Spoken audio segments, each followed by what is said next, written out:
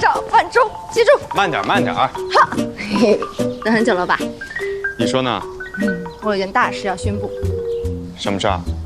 你现在看到的是冉冉升起的一颗未来文坛之星，是即将站在作家榜巅峰的文坛领袖，是诺贝尔文学奖最强而有力的候选人。考试把脑子给考傻了。哼，本人即将作为中文系代表前往北京参加市作协举办的写作夏令营。什么时候去？去多久？下个月就1周。那我陪你去吧。哎，不用，我这么独立，别人都是自己去的。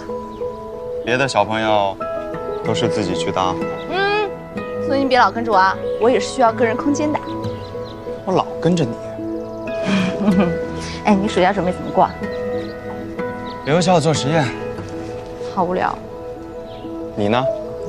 我除了回家想不到别的了，要不然也不会问你啊。那我陪你回家吧。不用不用，你误会了，我不是这个意思啊。那你是什么意思啊？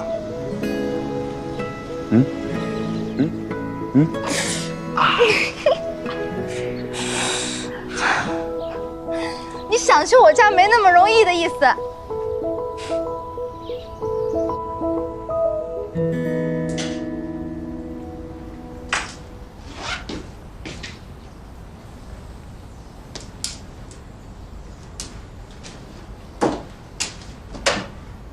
蓝琳琳，小鹿，那我就先走了，我们下学期再见。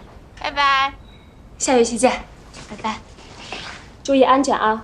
到家群里说一声。走。你一路顺风哦。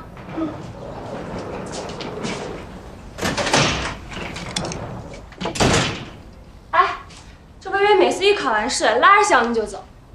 可能是想爷爷了吧？咱们微微真是个孝顺的孩子。那你怎么还不下来收拾呀？等着你们家方伟上门服务呀？我等他个鬼！他宁愿留校陪导师做实验，也不愿意陪我回家，气死我！对不起，打扰了。小鹿，回来啦？哎，小鹿，你这么早就回家？没呢，我们系组织期末考试结束后要去写生。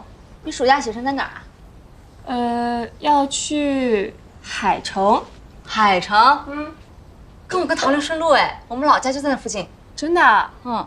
哎，那要不我们一道走吧？我们可以去小鹿写生的地方玩一会儿，然后我们再到时候一起回家。